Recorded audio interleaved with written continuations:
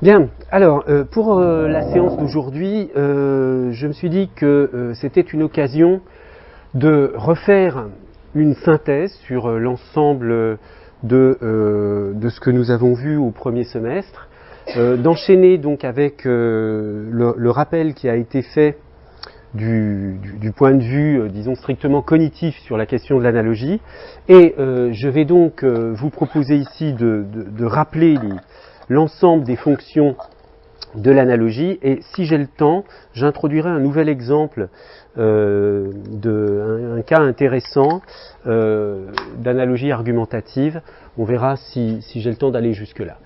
Alors, je ne vais pas insister sur le fait que l'analogie est avant tout un processus cognitif central. Ça, on l'a un petit peu vu déjà la semaine dernière avec l'exposé d'Emmanuel Sander. Lui-même n'a pas insisté d'une manière très technique sur cet aspect, puisqu'il a choisi de plutôt partir d'un certain nombre d'exemples.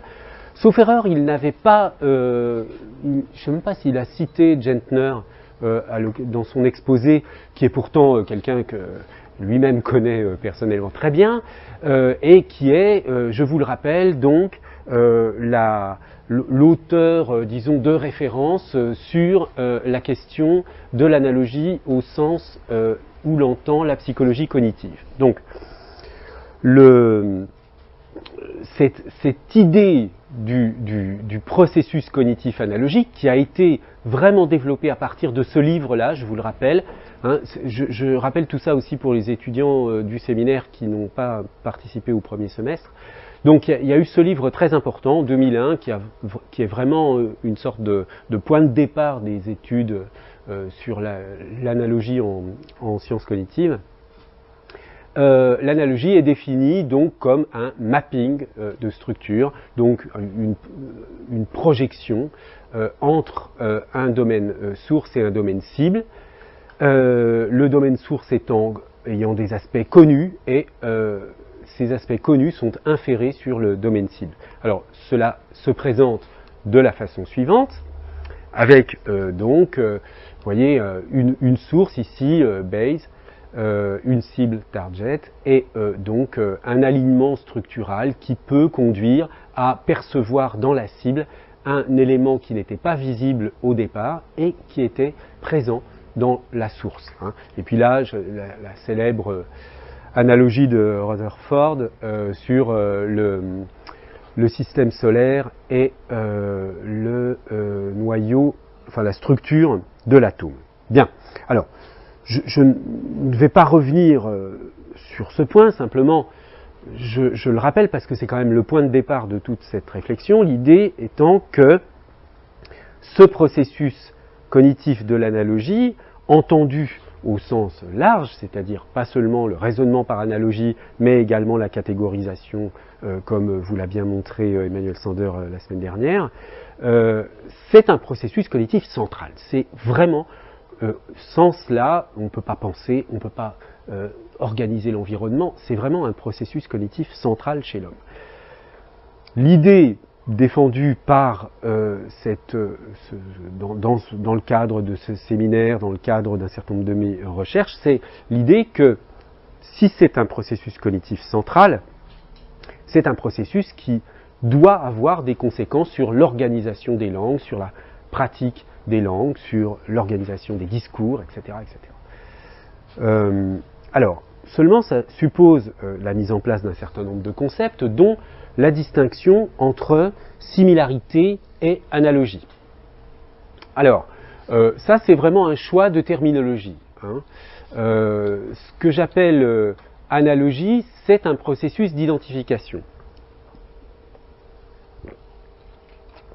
Donc un processus cognitif d'identification qui est fondé sur des similarités. Donc on a deux notions, similarité et analogie, qui ne se situent pas sur le même plan. Pardon. Si vous voulez, la similarité a quelque chose d'un peu descriptif. On peut on peut se mettre d'accord sur des similarités sans que cela pose particulièrement problème. Hein. La similarité, elle est définie comme un continuum entre deux seuils, hein, l'identité et la différence. Il faut qu'il y ait un minimum de différence, hein, donc qu'on ne soit pas dans l'identité pour qu'on puisse commencer à parler de similarité. Et puis, il faut qu'il y ait quand même un minimum de similarité avant qu'il y ait une disjonction totale et que les deux entités considérées soient perçues comme différentes. Alors, cette similarité, elle peut être binaire ou attributive, hein, on trouve les deux dénominations, c'est-à-dire dans ce cas-là, on a simplement des attributs communs, comme ici la couleur noire, les chaussures sont noires, les pneus sont noirs, et puis on peut avoir des similarités proportionnelles, donc où on a des relations communes entre donc des constituants. Par exemple ici, on va dire que les chaussures sont à la marche comme les pneus sont les chaussures servent à la marche comme les pneus servent aux voitures pour rouler. Bon, par exemple, voilà, c'est un exemple de similarité proportionnelle. Alors, le point important sur cette notion de similarité, c'est sa neutralité. C'est-à-dire, c'est pas parce que vous percevez une similarité entre des choses que vous allez nécessairement vers leur identification. Donc, l'analogie, c'est un processus qui consiste à considérer, à percevoir ou à traiter comme identique, alors évidemment toujours selon un certain point de vue ou avec un certain objectif, deux entités qui sont au départ perçues comme similaires. Et dans ce cas-là, ça veut dire que les propriétés communes entre ces entités sont considérées comme plus importantes que les propriétés différentielles. Donc vous voyez, l'idée, quand il y a de la similarité, ça veut dire qu'il y a à la fois des propriétés communes et des propriétés différentielles. On ne peut pas objecter, on ne peut pas, donner des objections contre une similarité en disant qu'il y a des différences. Il y a forcément des différences dans une similarité. Mais il y a aussi des ressemblances. Il y a des ressemblances et des différences. Bon. Mais, donc, si je dis qu'il y a des ressemblances et des différences, je dis qu'il y a des propriétés communes et des propriétés différentielles. Et au fond, tant qu'on reste au stade descriptif de la similarité, bon, voilà, il n'y a pas de préférence ni pour les propriétés communes ni pour les propriétés différentielles.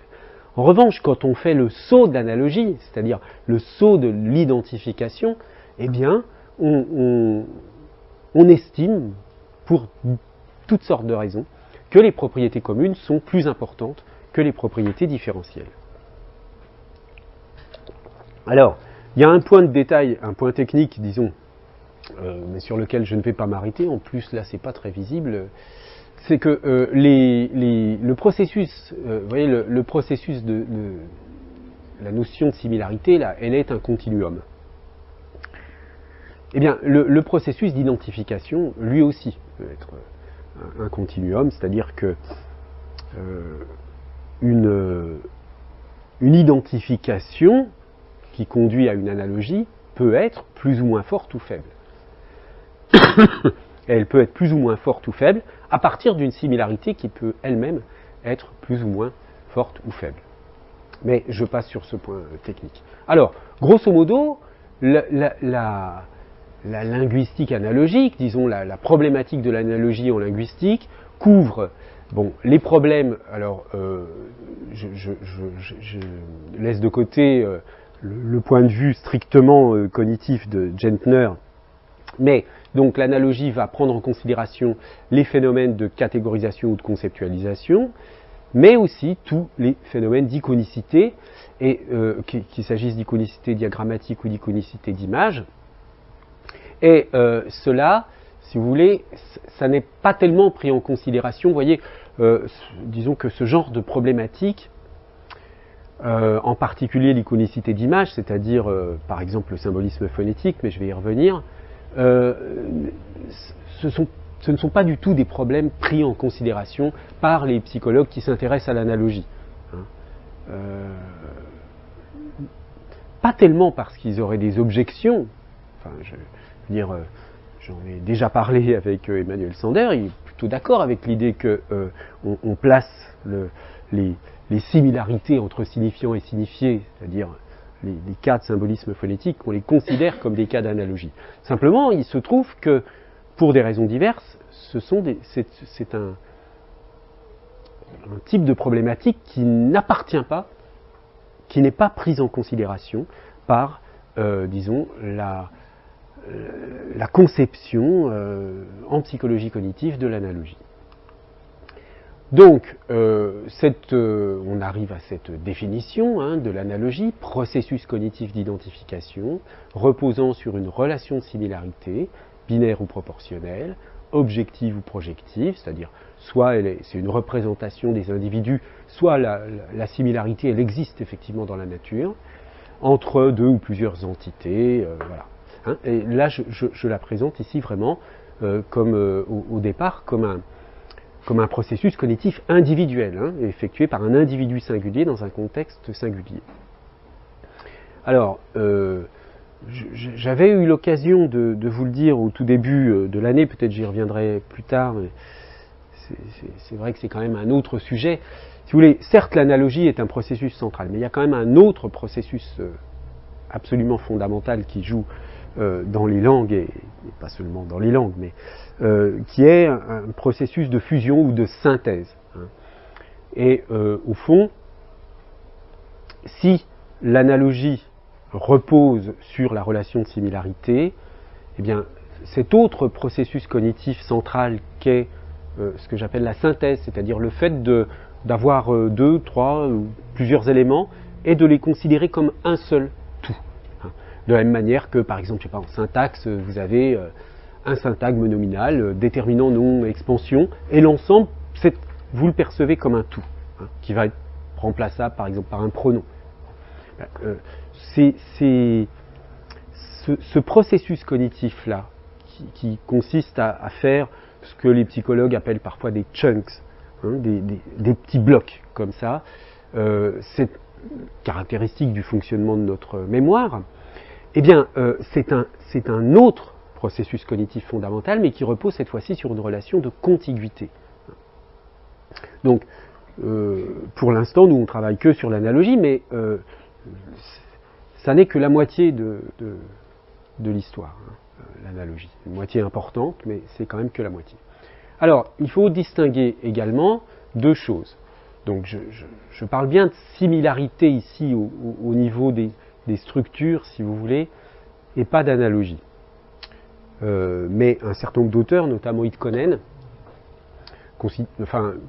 parlent de structure et processus analogiques. Donc, si on veut rester rigoureux par rapport à la définition que j'ai donnée de la similarité par rapport à l'analogie, on garde le terme d'analogie vraiment pour le processus d'identification. Et quand il y a des régularités, on va dire qu'il y a des similarités. Mais c'est un choix de terminologie. Chez Itkkonen, donc, qui est un auteur important, l'auteur de ce livre, la Analogy as Structure and Process, chez Itkkonen, c'est le terme d'analogie qui est utilisé pour les structures aussi. Donc vous voyez qu'il y a, au niveau individuel, eh bien, chacun dispose dans sa mémoire d'un certain nombre de régularités qui viennent des états de langue que vous avez mémorisés et qui sont des régularités disponibles. Et puis le processus analogique, ici, au niveau individuel, c'est, je vous avais donné cet exemple, je crois, si vous n'avez jamais produit le mot cacaoyer, l'arbre sur lequel poussent les fèves de cacao, et que, voilà, je ne sais pas si un jour un enfant vous dit comment ça s'appelle, l'endroit où pousse le cacao, bon, vous allez pouvoir produire par analogie avec un certain nombre vous allez pouvoir produire par analogie, compte tenu des similarités disponibles dans votre mémoire sur les noms d'arbres, leur formation, etc., vous allez pouvoir produire cacaoyer. De la même manière, un enfant va produire des formes qui n'existent pas comme sont-ait, ils sont partis, ou pour dire ils étaient partis, c'est une forme très courante en français chez les enfants qui ont 4 ans à peu près. c'est une forme que l'enfant ne peut pas avoir entendue dans son entourage. Donc, il la produit parce qu'il effectue un processus analogique à partir de il chante, il chantait, il danse, il dansait, ils sont, ils sontaient. Bon. Alors évidemment, c'est une forme erronée, mais elle est produite par analogie. Ça, c'est au niveau individuel. Et puis au plan collectif d'une langue, eh bien, quand on décrit une langue, il y a des structures disponibles dans une langue donnée, et puis des changements au plan de la langue, hein, qui sont donc parfois des changements par analogie. Alors, si on veut décrire l'ensemble des analogies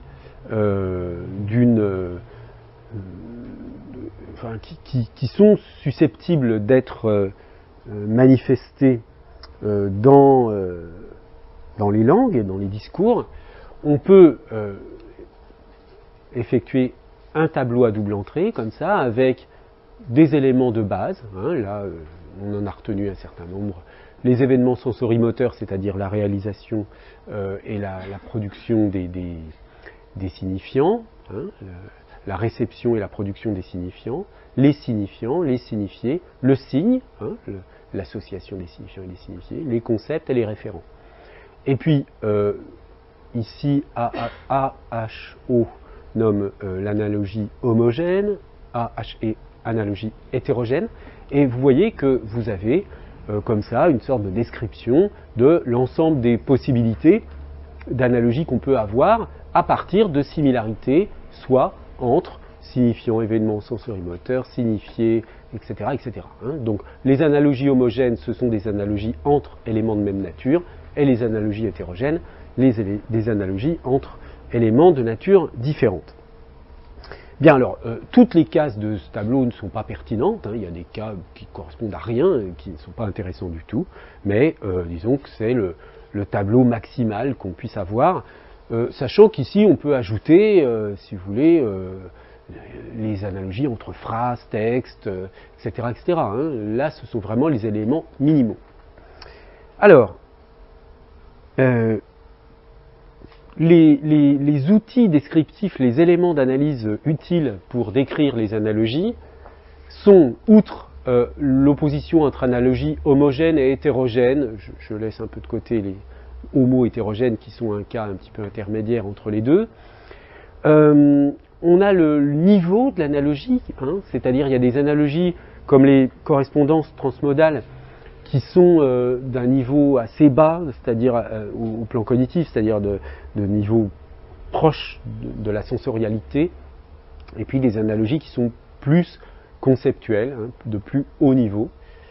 Alors, on a vu qu'il y a des analogies binaires et des analogies proportionnelles, selon qu'elles sont fondées sur des similarités binaires ou proportionnelles.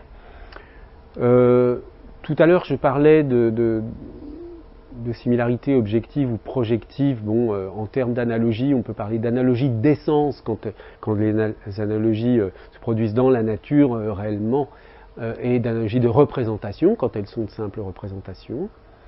L'analogie peut être plus ou moins spontanée ou volontaire. Et puis, il y a des analogies qui sont stabilisées cognitivement ou culturellement.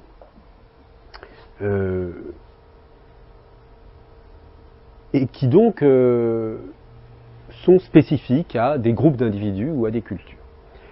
Alors, maintenant, ce que je vais rappeler, ce sont les 6 principales fonctions de l'analogie dont je vais les rappeler relativement rapidement. Et on les a vues d'une manière un peu approfondie, plus ou moins approfondie chacune, au cours du premier semestre.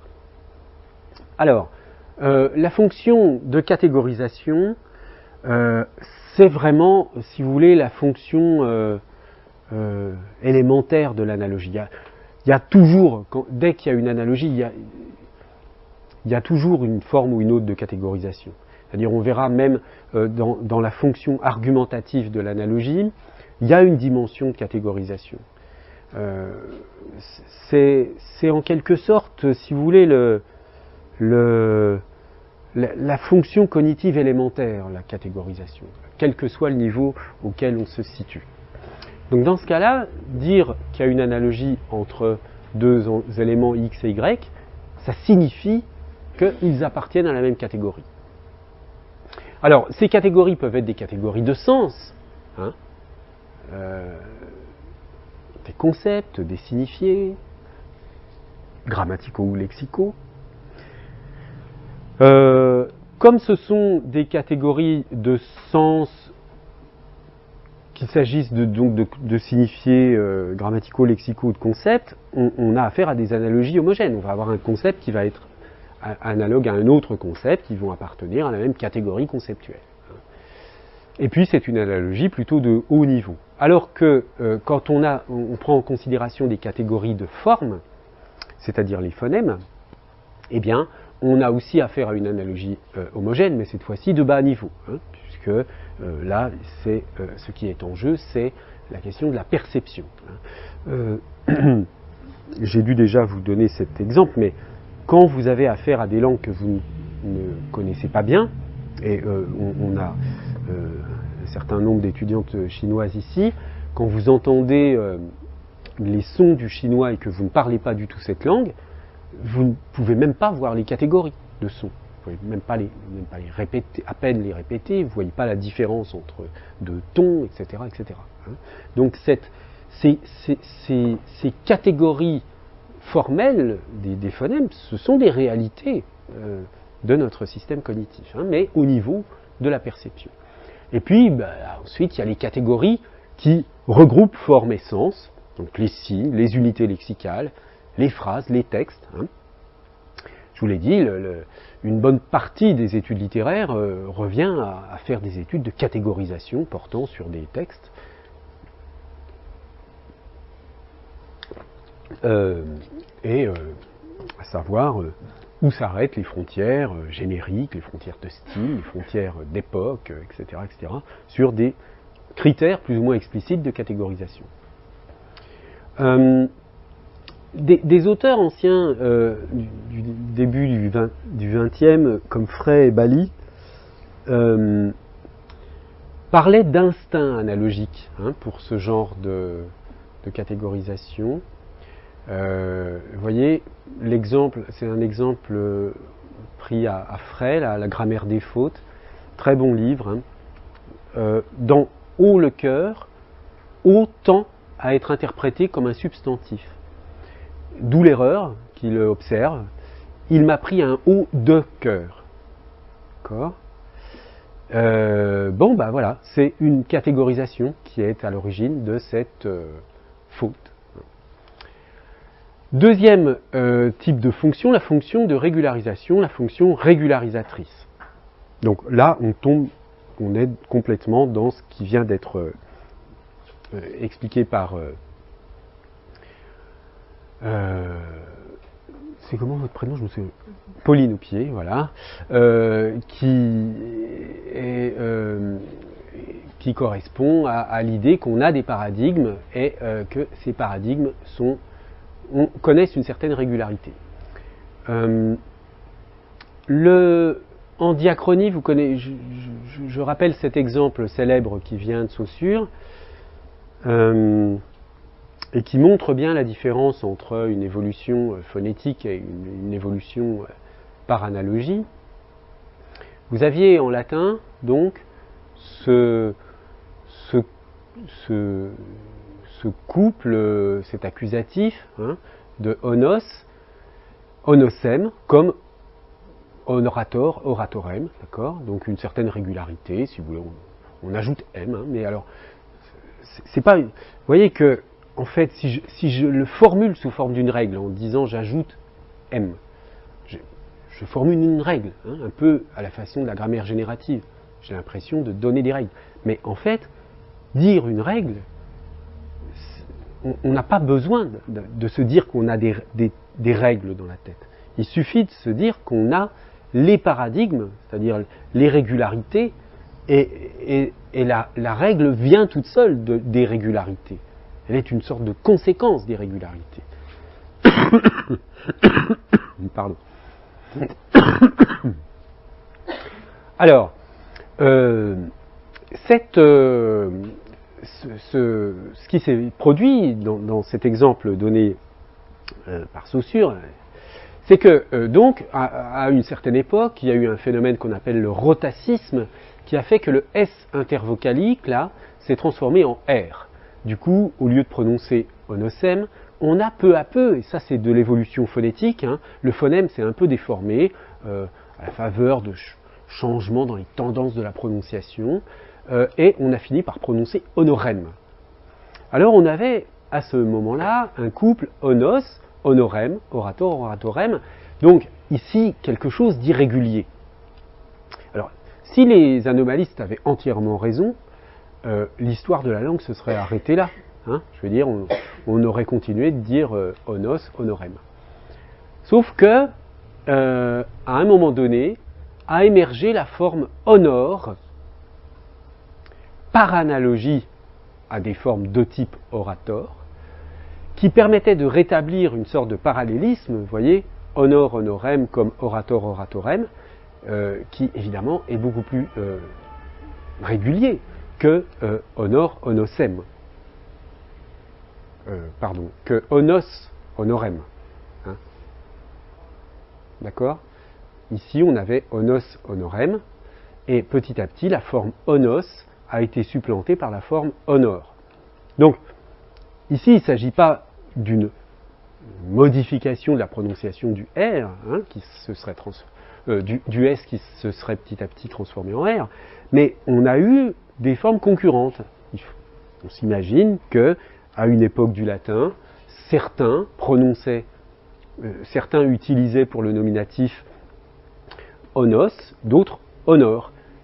Sachant que ceux qui prononçaient honor étaient sans doute perçus comme faisant une erreur, hein, ayant oublié que la bonne forme c'était onos, et prononçant honor simplement parce que voilà, ça leur semblait plus cohérent par rapport à l'accusatif honorem. Mais c'était perçu comme une faute. Et petit à petit, cette erreur est devenue la règle, hein, et la forme historique, onos, a disparu. Alors, cette approche de la morphologie, disons, sous l'angle des régularités, fait l'objet d'une branche de la morphologie qui s'appelle la morphologie naturelle, et qui est défendue par des auteurs comme Dressler, Kilani-Scotch. Bon, vous pouvez trouver des références si ça vous intéresse, mais disons que leur point de vue n'est pas l'analogie à proprement parler, c'est plutôt la syntaxe naturelle, la morphologie naturelle, etc., disons la linguistique naturelle, si on veut, c'est-à-dire cette idée qu'il y a des sortes de tendances naturelles qui président aux structures des langues. Alors, je donne ici une petite citation de Hitkonen qui est encore une fois tout à fait liée à cette notion de régularité dans l'analogie. Ensuite, il faut expliquer le titre de notre exposé, la résurgence contemporaine de la linguistique analogique. Résurgence, ça ne veut pas dire ici que quelque chose, après avoir été totalement absent, commence à exister de nouveau. Toute description grammaticale est forcément de nature analogique. Cela n'épuise certainement pas toutes les possibilités de décrire une langue, mais c'est le noyau de chaque description grammaticale. Donc, au fond, quand on analyse un système grammatical, on décrit des régularités. Il y a des irrégularités qu'on essaie d'expliquer, éventuellement, mais d'abord, on décrit des régularités. Alors, troisième fonction, la fonction iconique, qui donc, là, à la différence des deux précédentes, est une analogie hétérogène. Hein, c'est même le modèle de l'analogie hétérogène, qui donc, cette analogie hétérogène, vise à rendre le signe plus efficace. Hein. C'est ainsi que le dit Talmy Gibbon ici, toutes choses égales par ailleurs, une expérience codée est d'autant plus facile à stocker, à récupérer et à communiquer que le code est isomorphe à l'expérience. Qu'est-ce que ça veut dire? C'est cette idée que lorsque vous, si vous intégrez momentanément les langues comme étant un type particulier de codage, tout dépend ce qu'on entend par codage, hein, mais dans une conception, disons, très large, s'il y a une ressemblance entre la forme et le contenu du message, eh bien,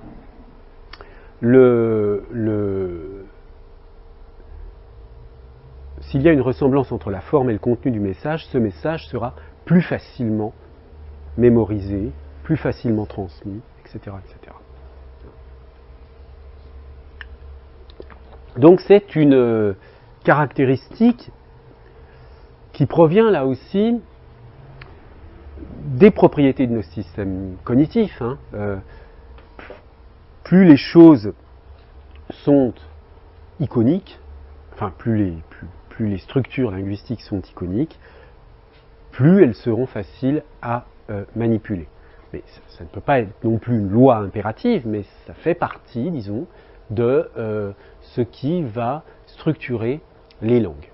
Alors, pour documenter cette fonction iconique, il y a un certain nombre d'expériences de type psycholinguistique, hein, je n'y reviens pas, vous avez déjà expliqué cette expérience célèbre Maluma, Takete, et puis on aura un exposé sur le symbolisme phonétique qui va nous expliquer tout cela en détail.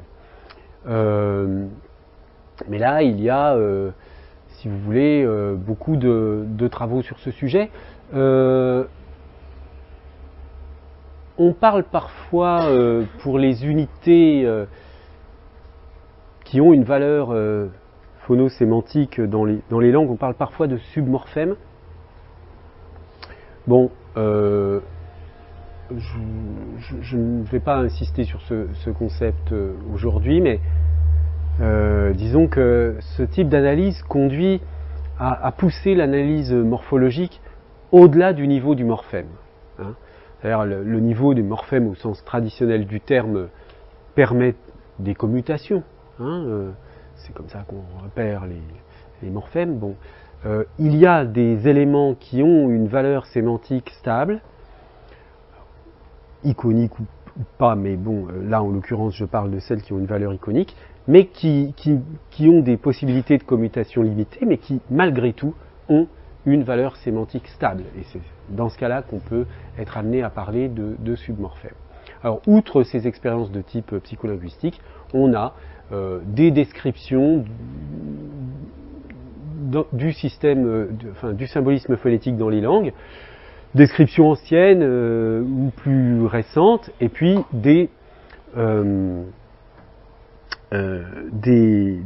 toutes sortes de cas dans lesquels on va montrer que le lexique tente à s'organiser de façon iconique en étudiant des grands corpus. Je vous avais donné cet exemple d'une étude qui montre que pour l'anglais, c'était une étude faite sur des mots anglais, quand on mesure la distance phonologique entre les mots et leur distance sémantique, on remarque que statistiquement, de manière statistiquement significative,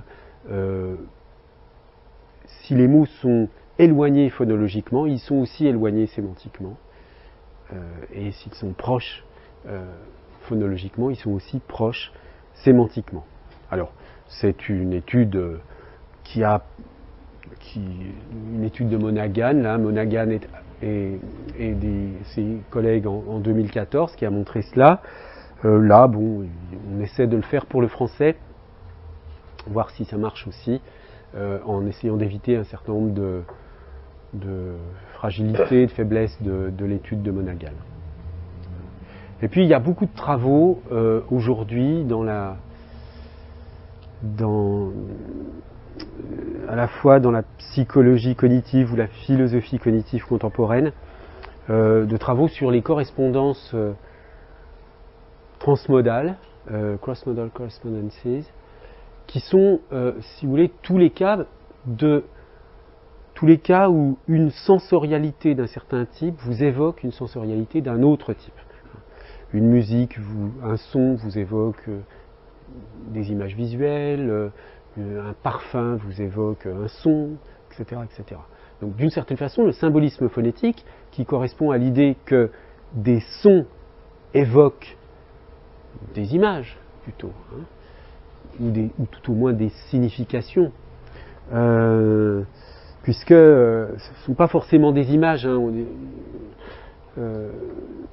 un certain nombre d'étudiants travaillent pour le doctorat ou à d'autres niveaux sur les noms de personnages. Hein. Il y a un certain nombre de travaux qui ont été faits là-dessus, sur le fait que des personnages qui ont tel ou tel caractère, dans des grandes zones, hein, des personnages gentils, méchants,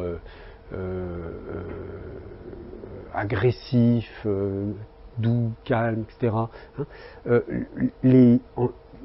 les auteurs, en particulier dans le cas des livres pour enfants, choisissent spontanément des noms de personnages qui sont cohérents avec le caractère. Donc il y a pas seulement, si vous voulez, l'idée du symbolisme phonétique, c'est pas seulement l'association d'un son avec des images visuelles, mais aussi avec certaines idées, hein, une idée de caractère, etc. Vous voyez par exemple des noms de personnages en creux, greux, etc. vont toujours être plutôt des noms de méchants, et on va avoir des sonorités beaucoup plus douces, évidemment, toujours avec des noms de personnages plus gentils, etc. Donc là, on va au-delà de la dimension strictement sensorielle. Les correspondances transmodales s'intéressent uniquement à la dimension de la sensorialité, hein, et sont importantes elles sont importantes pour toutes sortes de raisons, mais la principale est sans doute que je pense que je vous l'avais dit aussi ça au premier semestre, mais c'est important quand même de redire les choses importantes.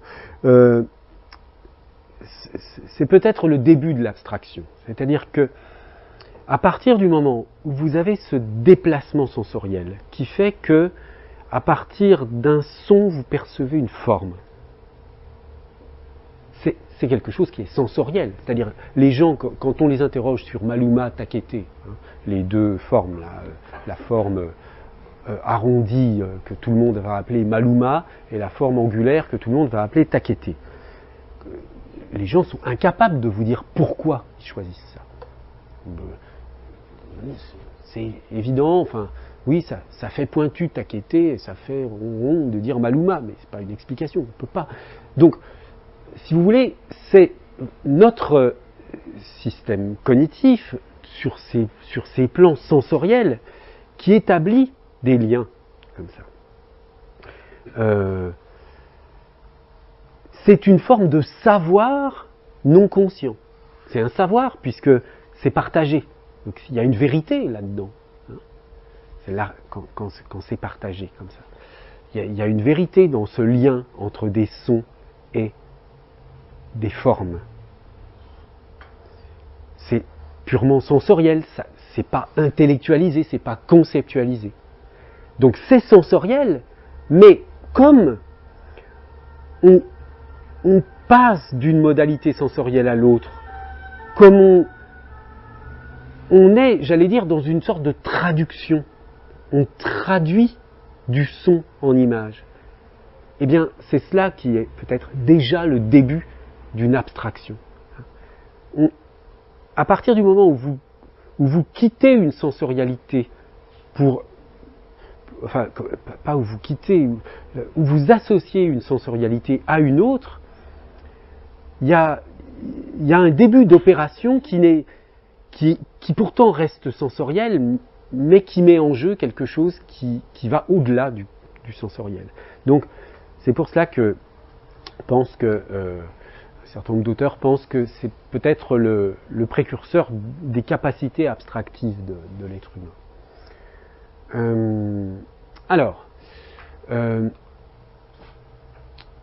Un point intéressant au sujet de cette notion d'iconicité et de de symbolisme phonétique et de fonction iconique de l'analogie, c'est cette idée que quand il y a une iconicité assez forte, d'une certaine façon, on comprend immédiatement, il n'y a pas d'interprétation. Et ça me donne l'occasion de vous présenter cette citation de Bouvresse, qui est un commentaire à partir de Wittgenstein sur la différence entre interpréter et comprendre. Une différence intéressante. Vous voyez ce qu'il dit, en un certain sens, comme le remarque Wittgenstein, la compréhension et l'interprétation s'excluent l'une l'autre. Dire que nous comprenons ne signifie cependant pas que nous ne pouvons pas interpréter davantage, mais simplement que nous ne le faisons pas. Ce qui se passe n'est pas que ce symbole ne peut plus être interprété, mais je n'interprète pas. Je n'interprète pas parce que je me sens chez moi dans l'image présente. Lorsque j'interprète, je progresse de degré en degré sur le chemin de la pensée. Alors, commentaire de Bouvresse, c'est seulement lorsque je considère le signe de l'extérieur que la possibilité d'interprétation différente m'apparaît et me préoccupe. Dans l'usage normal, le signe est comme le tableau ou l'indicateur de chemin de fer dont je me sers sans m'occuper du fait qu'un tableau autorise des interprétations diverses. En d'autres termes, et là il reprend une citation de Wittgenstein, il arrive naturellement que j'interprète des signes, que je donne une interprétation à des signes, mais tout de même pas à chaque fois que je comprends un signe. Si on me demande quelle heure est-il, aucun travail d'interprétation n'a lieu en moi. Je réagis au contraire simplement à ce que je vois et entends. Quelqu'un lève un couteau sur moi, je ne dis pas à ce moment-là, j'interprète cela comme une menace. Alors, vous voyez, ça c'est une citation importante, bon, c'est pas un point que je vais beaucoup développer, mais c'est une citation importante pour éviter cette tentation qu'on pourrait avoir de dire que comprendre le langage, c'est toujours interpréter. Il y a de la compréhension immédiate. Il y a de la compréhension immédiate qui ne relève pas de l'interprétation. Bon, la raison pour laquelle je commente cette citation ici, c'est parce que la fonction iconique de l'analogie joue un rôle dans les cas d'interprétation immédiate. Pour une raison simple, c'est celle que j'ai indiquée ici. C'est que lorsque on a une bonne iconicité, eh bien, le message s'interprète avec beaucoup d'économie et d'une manière, enfin, s'interprète. Il se comprend d'une manière très rapide et en quelque sorte sans interprétation.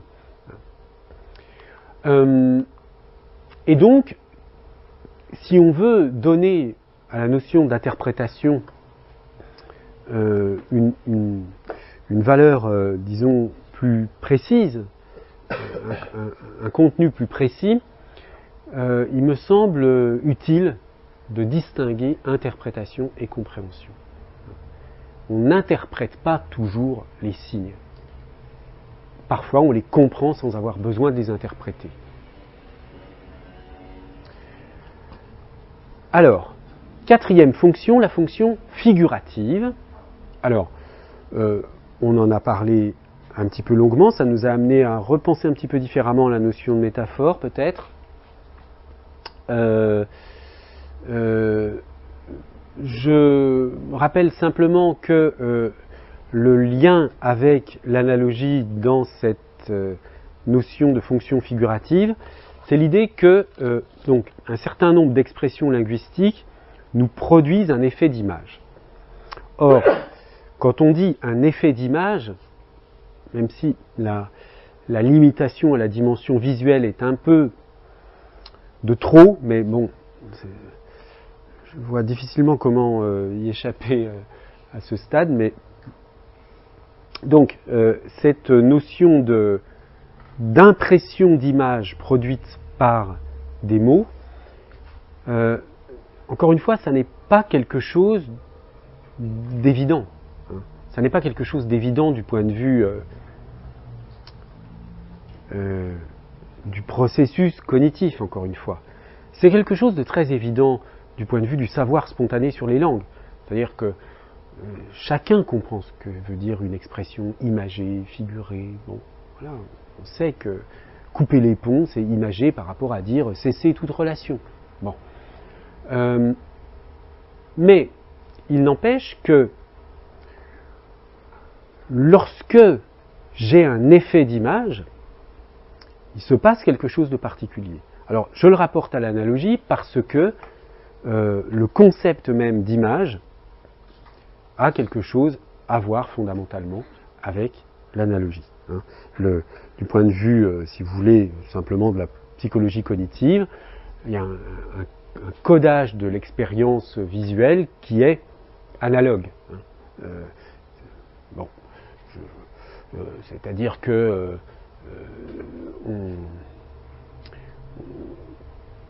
on mémorise les images en ayant à l'esprit comme un double de la chose qui est enfin comme un double de la chose dont on a une image. Par exemple, on a fait des expériences sur le déplacement mental. On pense à une image et on la déplace d'un endroit à l'autre, etc., etc. Et il y a des temps de réaction qui montrent que c'est vraiment comme si on avait l'image dans la tête, quoi. Je le dis simplement, mais c'est cela le codage analogique. Donc voilà le lien avec l'analogie. Alors comment expliquer cela? Bon, il y a d'abord la notion d'imageabilité. Hein, je vous rappelle, il y a des mots qui sont concrets et qui ont une bonne imageabilité, comme une guitare par exemple, et puis des mots qui sont concrets mais qui ont une faible imageabilité. Alors souvent parce que on ne sait pas bien de quoi il s'agit, mais j'avais donné l'exemple de bombe aussi, hein, qui a une faible imageabilité mais qui est très concret. Et puis il y a des mots qui sont pas du tout concrets, mais qui ont une bonne imageabilité, parce qu'il y a des représentations associées dans une culture donnée, et puis d'autres qui sont ni concrets ni imageables, qui ont faible imageabilité, comme anatomie, lutte, etc., bon, qui sont des mots à la fois abstraits et peu imageables. Alors, ce qui est intéressant dans cette notion de fonction figurative de l'analogie, c'est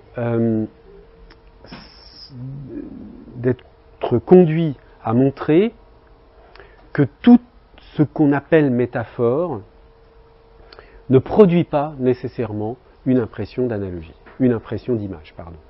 Il y a des métaphores, je ne vais pas refaire la démonstration, mais on l'avait faite au premier semestre, il y a des métaphores qui ont une imageabilité décroissante et donc qui ne produisent pas nécessairement d'effet d'image. Cinquième et avant-dernière fonction, la fonction de paraphrase.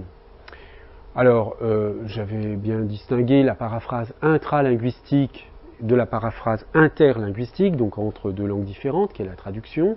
Alors, si vous voulez, la paraphrase intralinguistique, on peut la représenter à partir d'un schéma qui représente ce que c'est que l'interprétation. Là, hein. Vous voyez, j'ai un producteur d'un message, de langage, tout ce que vous voulez, donc il produit un texte ou des discours, avec, éventuellement accompagnés de gestes, qui sont à interpréter par quelqu'un. Et puis, il y a un interprète qui, selon certaines modalités, par certains moyens, en poursuivant certains buts, va donc interpréter ces textes. Et comment il les interprète? Eh bien, il les interprète en produisant un texte ou un discours. Et c'est ce discours produit à la suite du premier qu'on va appeler l'interprétation du premier. Donc, il y a une relation d'analogie, si vous voulez, là, A est à B, ce que C est à D. Hein. Et surtout, ce que je veux dire par là, c'est que, au fond, l'interprétation ici, c'est une paraphrase du texte de départ. Hein. On peut définir une interprétation comme une paraphrase. Alors, pour la traduction, j'avais montré un exemple d'une étude à partir des traductions de The Raven, le poème d'Edgar Poe. Simplement, retenez l'idée que le concept de traduction, enfin disons que on peut considérer que trouver une bonne traduction, écrire une bonne traduction d'un texte, c'est simplement trouver un bon analogue pour le texte de départ. Hein. Donc, alors, évidemment, c'est circulaire, on peut définir la traduction par l'analogie ou l'analogie par la traduction, compte tenu de ce qu'on sait, nous, de l'analogie, évidemment, ça nous donne quelques armes pour pouvoir décrire la traduction comme un processus analogique. Alors, dernière fonction, la fonction discursive. Alors, c'est l'argument par analogie en particulier, hein, mais aussi l'analogie dans le discours didactique, dans le discours de vulgarisation. Je vous avais montré qu'il y a beaucoup de variations selon les auteurs hein, dans le traitement de l'argument par analogie. C'est quand même assez étonnant quand vous regardez de près. Vous vous rendez compte que pour certains, l'argument par l'exemple, ça fait partie de l'argument par analogie. Pour d'autres, c'est pas le cas.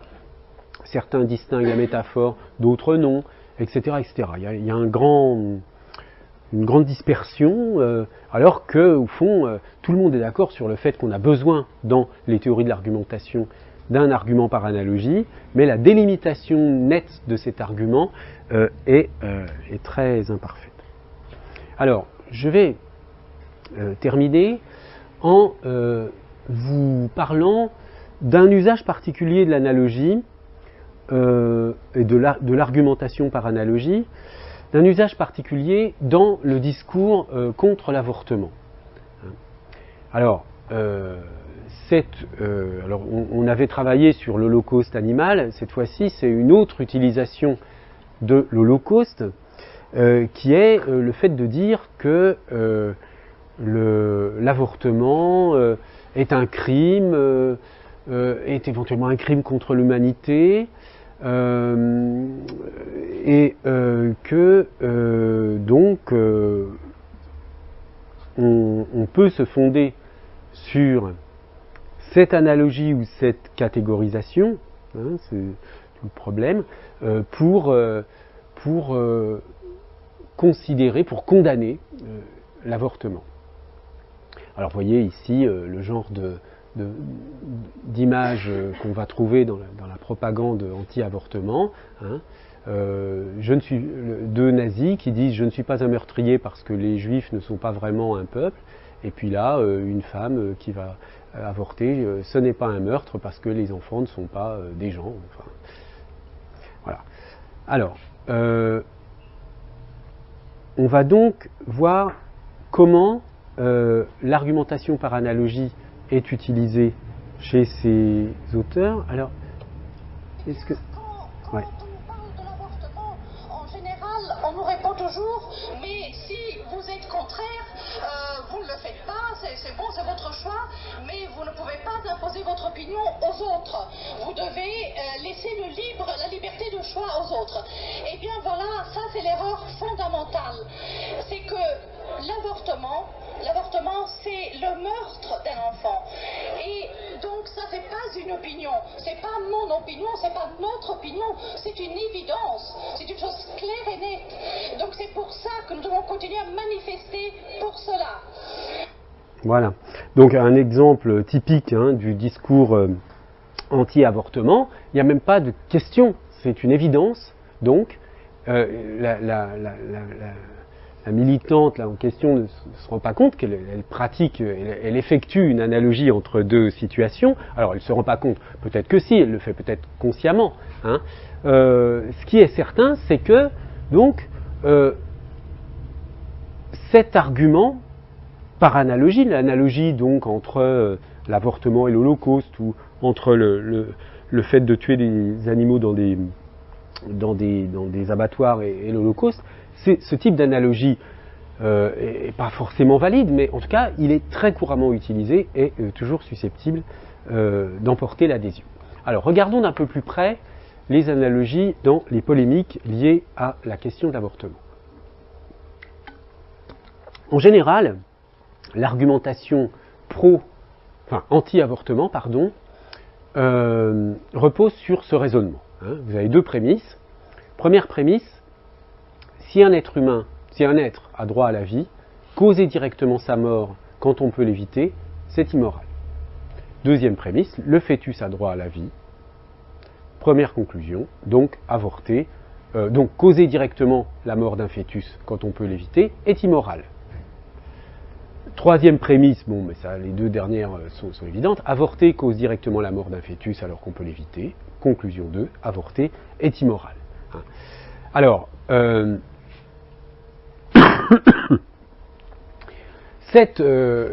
compte tenu des deux dernières, enfin de la dernière prémisse et de la deuxième conclusion, qui sont juste la conséquence de la définition du mot avorter, on voit bien que tout repose sur tout l'enjeu est d'arriver à la première conclusion, hein, pour les personnes qui sont contre l'avortement. Alors, est-ce que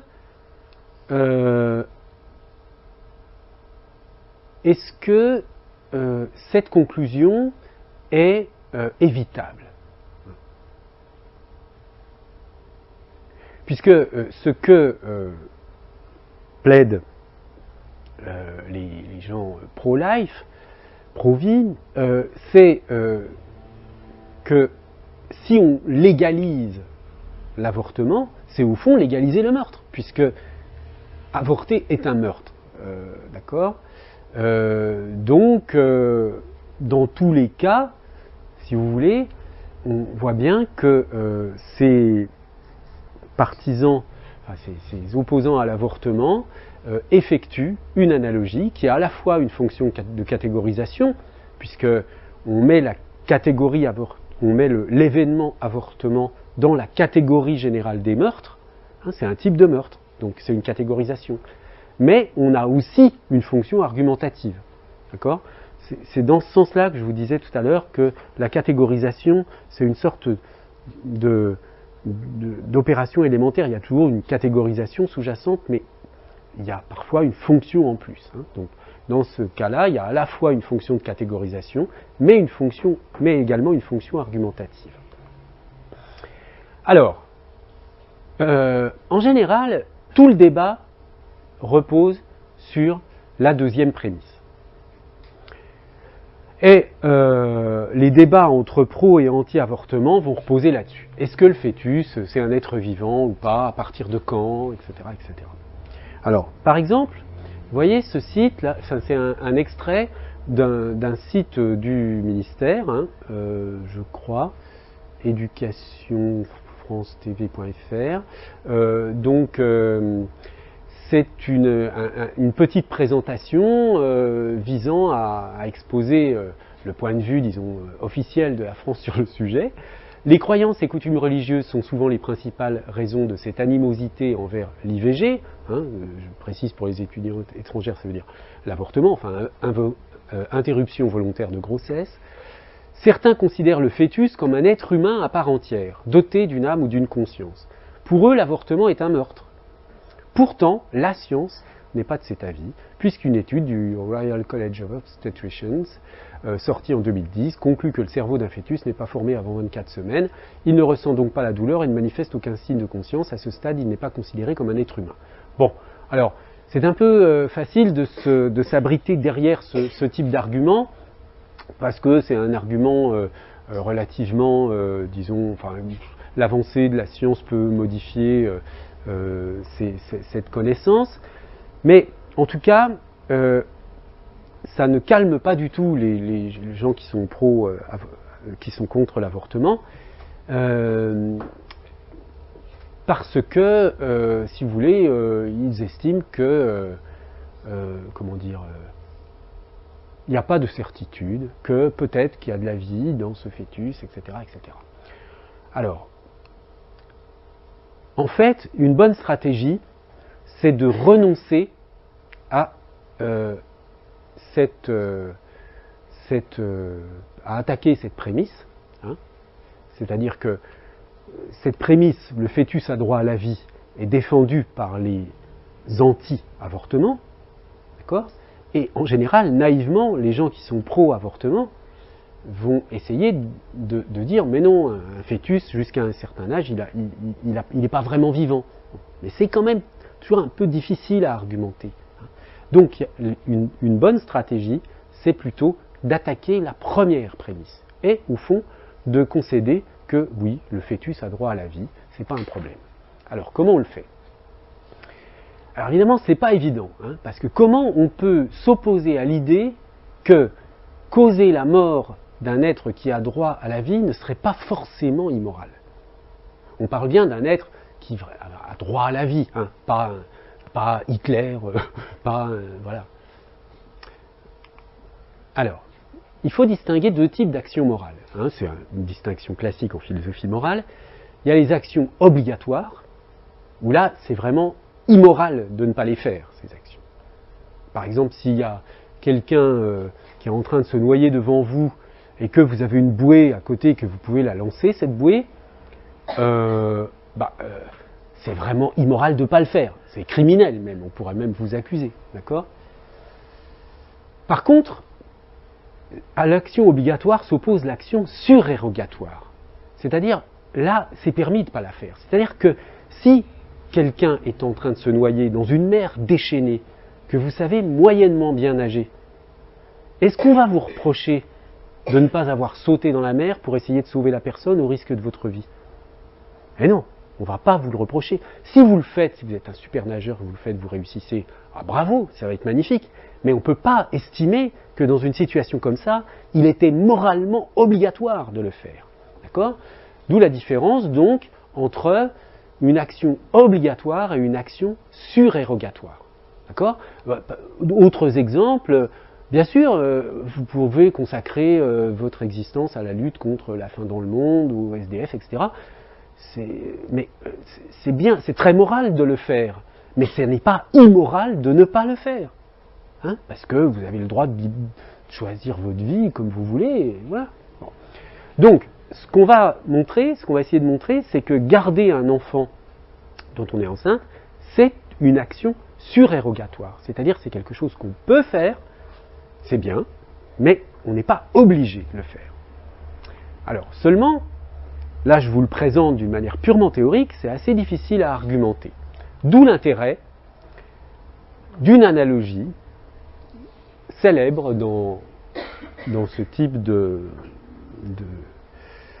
d'analyse, qu'on appelle l'analogie du violoniste et qui est due à une américaine, Jarvis Thompson, dans un texte qui a été publié en français dans la revue Raison politique en 2003, une défense de l'avortement. Analogie du violoniste qui se présente de la façon suivante. Voilà un extrait du texte qui présente l'essentiel. Alors, mais permettez-moi à présent de vous demander d'imaginer ceci. Vous vous réveillez un matin et vous vous trouvez dos à dos dans votre lit avec un violoniste inconscient. Un violoniste inconscient célèbre, donc une personne qui mérite de vivre. On a diagnostiqué sur lui une maladie rénale fatale, et la Société des Amis de la Musique a exploité toutes les données médicales disponibles et a trouvé que vous êtes le seul à posséder le type sanguin adéquat pour le sauver. Ils vous ont donc kidnappé, et la nuit dernière, le système de drainage du violoniste a été relié au vôtre de manière à ce que vos reins puissent être utilisés pour extraire les poisons de son sang et du vôtre. Le directeur de l'hôpital s'adresse maintenant à vous en vous disant « Écoutez, nous sommes désolés que la Société des Amis de la Musique vous ait fait cela, nous ne l'aurions jamais autorisé si nous avions été au courant, mais maintenant c'est fait. Et le violoniste est branché sur vous. Vous débranchez reviendrait à le tuer. Mais ce n'est pas très grave, ça durera que 9 mois. Il sera alors guéri de sa maladie et on pourra le débrancher sans danger. » Question donc que pose l'auteur, peut-on moralement exiger de vous d'accepter cette situation? Il ne fait pas de doute que ce serait extrêmement gentil, vraiment délicat de votre part, mais devez-vous l'accepter? Et si ce n'était pas 9 mois, mais 9 ans, ou encore plus de temps? Que se passerait-il si le directeur de l'hôpital disait « C'est pas de chance, j'en conviens, mais vous devez à présent rester au lit avec le violoniste branché sur vous pour le reste de votre vie, parce que vous ne devez pas oublier ceci, toutes les personnes ont un droit à la vie, et les violonistes sont des personnes. Bien sûr, vous avez le droit de décider de ce qu'il advient dans votre corps, mais le droit d'une personne à la vie l'emporte sur ce droit. Vous ne pourrez donc jamais être débranché.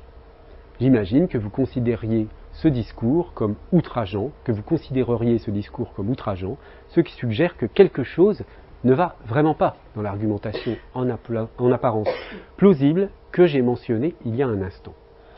Alors vous voyez, l'analogie est la suivante, vous avez une source, donc qui est le violoniste, etc., qui a toutes sortes de caractéristiques, et puis la cible, c'est évidemment le fœtus, dont l'existence est précieuse pour quelqu'un, qui n'est pas viable seul, qui est relié à une mère, etc., etc. Alors, cette analogie du violoniste, elle permet d'accéder à l'idée non intuitive.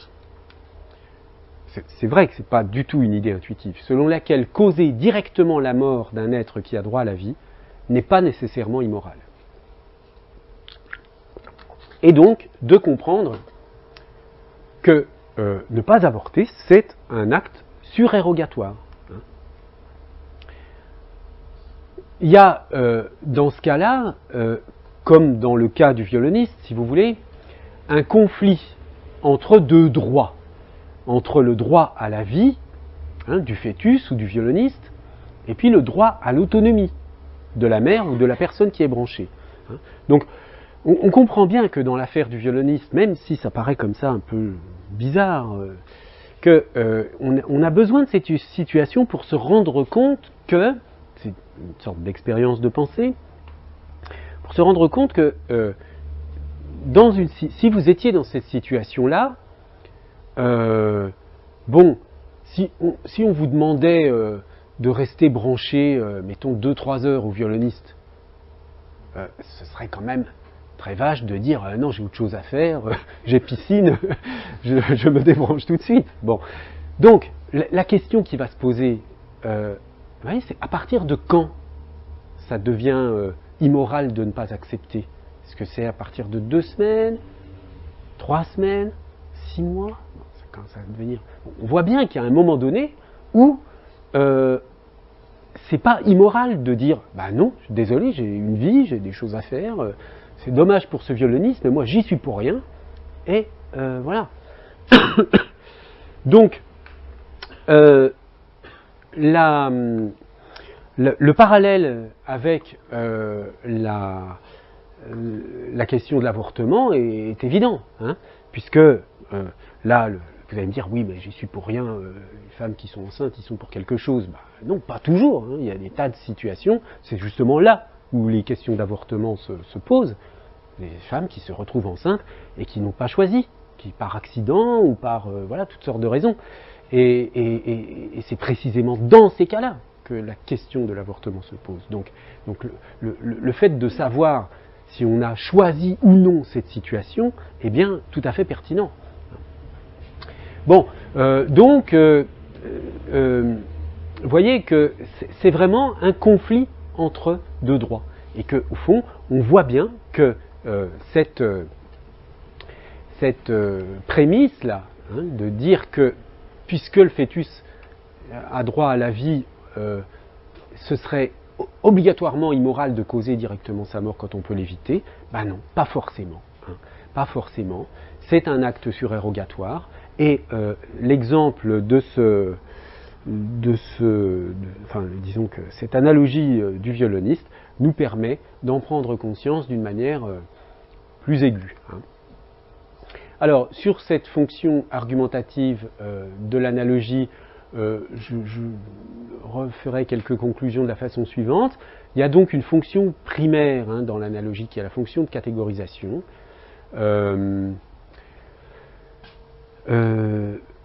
Fonction de catégorisation, on a vu là, catégoriser l'avortement comme un meurtre, voilà. Disons, parler de l'avortement dans les termes d'un meurtre, c'est une fonction de catégorisation. Mais il y a aussi une fonction argumentative, pardon, et également une fonction figurative dans certains cas. Dans le cas de l'argumentation par métaphore, mais ce cas, on ne l'a pas abordé tout de suite. Bon, d'autres conclusions sur lesquelles je ne m'étais pas appesanti la dernière fois en termes de classement. Je vous disais tout à l'heure, c'est un peu confus la conception de l'argument par analogie dans les ouvrages disponibles. Donc, je pense qu'il faut avoir une rubrique argument par analogie qui correspond à la fonction argumentative de l'analogie et qui inclut, par exemple, le cas de l'argument par l'exemple ou ce qu'on appelle par le précédent, et puis une autre rubrique, argument par métaphore, pour le cas où, en plus de la fonction argumentative, on a aussi une fonction figurative de l'analogie. Bon, puis le reste, on n'en a pas besoin, les argumentations par catégorisation, par définition, tout ça. Là, c'est des disons, des descriptions qui ne servent à rien à partir du moment où on retient qu'il y a une idée de catégorisation dans l'analogie, dans l'argument par analogie.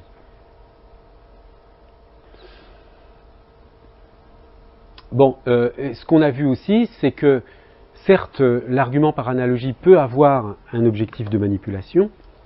On l'avait bien vu dans le cas de l'Holocauste animal, mais on le voit aussi dans le cas de l'Holocauste, avortement égale Holocauste, c'est aussi de la manipulation, ou avortement égale meurtre. Bon. Mais l'analogie du violoniste montre que l'argument par analogie peut également avoir une fonction heuristique, c'est-à-dire ça vous permet de comprendre des choses que vous n'aviez pas comprises auparavant, d'installer dans votre esprit, à partir du déplacement analogique justement, une idée qui n'y était pas du tout avant. Et effectivement, je pense que cet exemple de l'idée selon laquelle avorter est ne pas avorter plutôt est un acte surérogatoire, ça c'est vraiment quelque chose qui est très difficile à concevoir directement, mais je trouve personnellement que via cette analogie du violoniste, ça devient une évidence. Et c'est beaucoup plus facile, beaucoup plus économique de passer par cette image, ou c'est pas vraiment une image, l'analogie du violoniste, c'est quelque chose, c'est une sorte de représentation d'une situation. On ne peut pas dire que ce soit une image au sens purement visuel du terme, mais simplement ça nous permet de nous projeter, de nous imaginer dans la situation, et de se dire, ah bah oui, là, bien sûr, je peux débrancher, j'ai le droit, c'est pas immoral de débrancher au bout de... Bon, donc si je reste... voilà. Donc ça nous permet, dans le parallèle, de comprendre quelque chose de nouveau. Voilà, donc j'en ai fini pour cette récapitulation de l'ensemble des fonctions de l'analogie, et je vous laisse maintenant le temps des questions. On se rend compte aussi que l'analogie et la pertinence de l'analogie dépend immédiatement du contexte. Parce que par exemple, dans le contexte actuel de surpopulation, on va dire que ça peut paraître plus acceptable de sacrifier la vie d'un enfant qui n'en était pas un, si c'était dans un contexte de nécessité de repeupler un espace clos, où on sait que justement les enfants sont l'avenir et que l'humanité est en danger, ça paraîtrait complètement immoral de penser à l'avortement dans cette situation. Ah oui, d'accord. C'est des cas un peu fictifs, mais... Non, mais je vois ce que vous voulez dire, mais là vous faites intervenir un tout autre argument. C'est-à-dire que là, là, être contre l'avortement, ce serait... être pour l'avortement, ce serait presque être pour l'extinction de l'espèce dans ce cas-là. Mais ça fait intervenir un paramètre, si vous voulez, qui, dans les débats sur l'avortement, n'intervient pas en général. Moi je sais que j'avais vu plusieurs fois, des sources diversement intéressantes ou pas, mais l'argument de la surpopulation qui revenait quand même de dire que de toute façon on est trop nombreux, la Terre n'est pas faite pour tenir 7 milliards de personnes avec notre consommation. Donc c'est pas un mal immense de ralentir en fait cette surpopulation. C'est un argument que j'ai pu passer plusieurs fois. Ah oui. L'espace étant limité, en fait, l'homme prend déjà trop de place sur Terre, donc vraiment limiter notre propre surpopulation, c'est un acte. Oui, alors dans ce cas-là, c'est faire des enfants qui est l'Holocauste alors.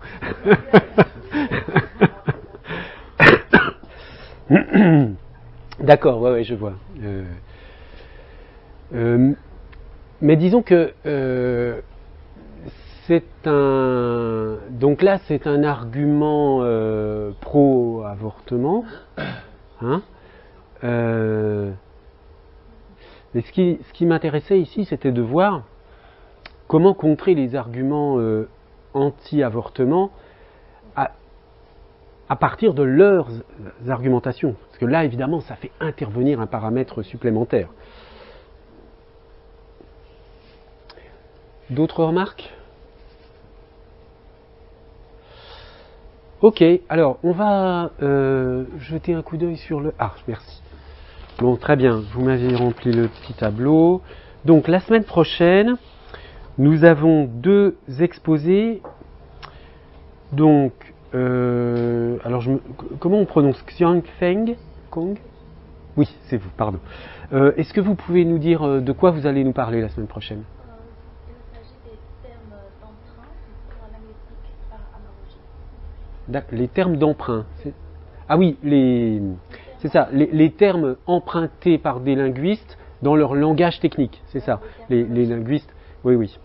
Très bien. Et puis, Dan, Dan, oui. Il s'agit de le rôle d'analogie dans l'interlangue des accents chinois en France. Ah, dans l'interlangue, d'accord. Très bien. Alors, nous aurons donc ces 2 exposés et puis une discussion autour de ça et ensuite on verra comment le reste de la séance se passe. Bon, écoutez, merci de votre attention et donc à demain pour certains et à la semaine prochaine pour les autres.